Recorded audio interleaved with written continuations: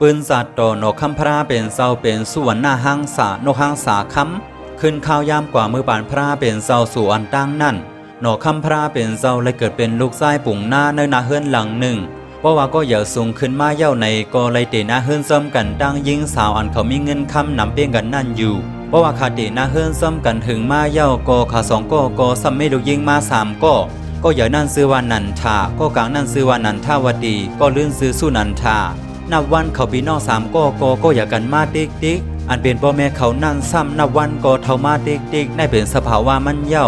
อยู่มาวันหนึ่งเขาพ่อแม่ลูกก็อ่อนห้องกันมากินข้าวอันเป็นแม่เขานั่นก็สั่งว่าเมื่อในแม่สั่งเฮอเปิ้นเฮ็ดเขาพักอันรู้ยิ่งเขามากนั่นนานในอยู่อันเป็นพ่อเขานั่นก็ว่าสองมีเขาพักอันอ่อนนั่นพองหื้อในอยู่กำนั่นรู้ยิ่งก็อย่าซื้อนันฐานนั่นสั่งว่าปอเฮาเท่าเย้าแลเขียวอ่ำบ่ลีก้วยคาโยย่อหยอกปอเขาหนังในอยู่มาวันหนึ่งก็อันเป็นปอเขานั่นก็เลยตายผ่าซุ่มเขาแม่ลูกกว่าเขาแม่ลูกก็อ่ำสร้างเฮ็ดเสื่องหืออ่อนกันให้อันเป็นแม่เขานั่นสั่งว่าสู่ตายกว่าเย้าเฮาได้เฮ็ดเสื่องหือเล่งลูกหลานในอยู่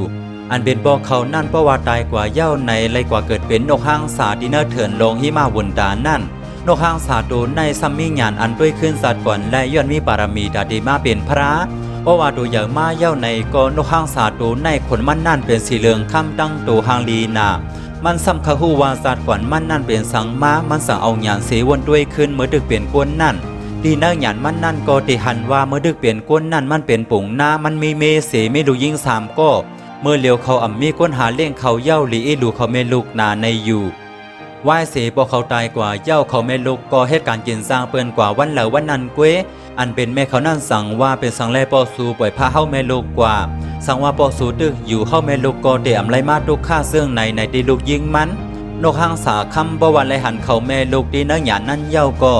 วินมาสู้เขาแม่ลูกดีเฮือนันกำเหลียวมาซอยแถมเขาแม่ลูกเพราะว่ามาซับดีหิมเฮือนเขานั่นเย้าในลูกยิงสามก็หันเสสั่งอ่อนกันว่านกห้าง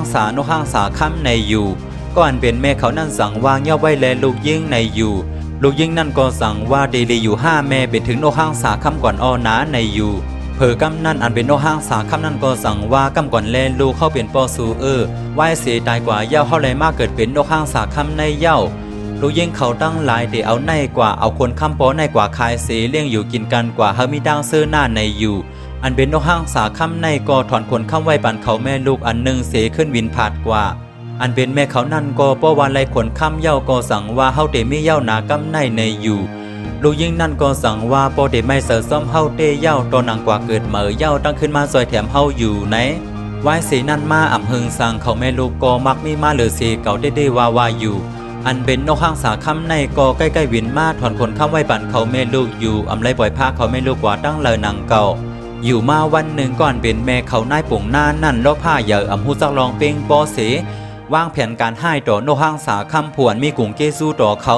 มันสั่งลาดิลูยิงมันสามก็นั่นว่าลูยิงเขาตั้งหลายอยู่แม่ลาสั่งว่าวันหนึ่งนกห้างสาคำอ่ำขึ้นมาแทงในเฮาแม่ลูกเดเฮ็ดหือบอกในสั่งว่าเขาวินมาหาเฮาแทงในเฮาหลุดไล่ย่อมเอาตัวมันไว้เสถ้วยเอาขนคำนั่นไว้เฮาหมดเฮาติไล่มากมีกันในดิลูยิงมันลูยิงนันฐานนั่นสั่งว่าเดลีอยู่5แม่พอเฮากันมาซอยแถมเฮาไว้นะลูยิ่งนันทาวดีนั่นก็ว่านั่นเย้าหนอคาได้อำเฮ็ดซ้อมเหมือนแม่ลาดอีหลูปอเฮาในอยู่ลูกยิ่งสุนันฐานั่นก็สั่งว่าเฮายุ่มว่าปอเฮาอำนั้นนกห้างสาอำบ่อยผ้าเฮากว่าตั้งเลยนะแม่เฮาอย่าไปเฮ็ดเสื่องในแลบ่กันไม่เสือซ้อมเฮานะในอยู่บ่ว่าลูกยิ่งมันอำพันลีซ้อมลงแผนการให้ของนายปุ่งหน้าในบ่ว่าในซึ้งมันนางก็สั่งไล่ว่างแผนเรียนหยอกเอานกห้างสาคำยอบมาถวยขวนเอาหังกุ้ยเพราะว่ามันยอบไล่เย้าในมันนางก็สั่งว่าในนาอ่ำมีเผอซอยก็เฮ็ดก็เหลียวก็ไล่อย่าไปเต้นแลปีกึ่งลีเซอร์ก่อนอ้อนนะเสียบโตอีดอ่อนหนึ่งกล้วยเฮ็ดเฮาลูกเม่ไล่ซื้อเซอร์กว่าต่อสู้ปานในอยู่อันเป็นนกห้างสาคำในก็สั่งว่านายปุ่งหน้าเงยสู่เดอ่ำไล่อีสังที่เฮาแทงเย้าตั้งเต้นตั้งให้อยู่อันเป็นนายปุ่งหน้าก็สั่งว่าเฮาเดอ่ำเอาอีสังที่สู่แทงเย้าเอาคนคำสู่เสียงตั้งโตในก้อยกอป้อเย้าลาดว่าอย่าเต้นกำเตเซฟถ้วยคนหยาบสองหู้หืออยู่นิ่มแลในอยู่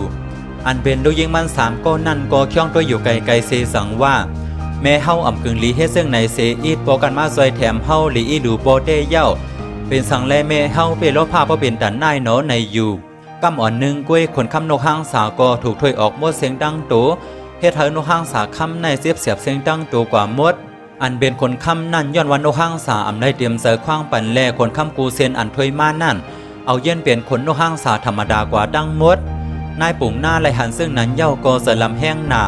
มันสั่งไล่ยอบเอานกห้างสาในขังไว้เพื่อเอาคนค้ำเหมืออันเดียวออกมาแทงในอยู่อันเป็นนกห้างสาค้ำในย้อนถูกถวยคนออกมั่วเสียงดังโตเย้าแล่เสียบดูหนาเซนวดเอาน้ำตาไหลออกมาเย้าก็สั่งลาดว่าเมื่ออันสูอำหูซักกุงเกสูเฮาออกสะล้อผ้าบ่เป็นดันนายก็เฮาก็ได้อำซอยแถมสู่แทงนอนเสข้างให้อยู่หนังนั้นอันเป็นนกห้างสาค้ำในเลยลองปารามีเพื่อดาดีมาเป็นพระเป็นเศร้าแล่คนมาอ่ำไลวันกล้วยคนค้ำอันเหมอก็ขึ้นออกมาเตรียมตั้งตูเสและในพองยามนั่นคนนกห้างสาค้ำในก็ขึ้นวินรอดออกกว่าขึ้นดีอยู่เก่าอยู่เย้าได้เอานั่นมานายปุ่งหน้าแลลูกยิงมันตั้ง3ก็อ่ำไลทั่วพันนกห้างสาค้ำแทงเสปอกในอยู่เย้าตอนสอนดีนะปืนอันในก็เป็นอย่าไปโลผ้าเหยื่อหนาปืนปันกะฮือก็เอากันนั่นกุ้ยลองโลผ้าเหยื่อลือตูนั่นสะห้ามไหลเมืองซึ่งหนังนายปุ่งหน้าในเย้าและปืนสัตว์โตนกคำพระเป็นเศร้าสัตว์หนึ่งอันไรเป็นไหวนกห้างสาคำก็สุยกว่าดีในเย้าค่ะขวนวาลอนไลลัดเนมาในเดบันตั้งหูทหารหลายๆก็เลยอยู่ปีนภายใต้เสีย10ใครในขึ้นปืนคาเฮาบอกโมขาวเมือสูงค่า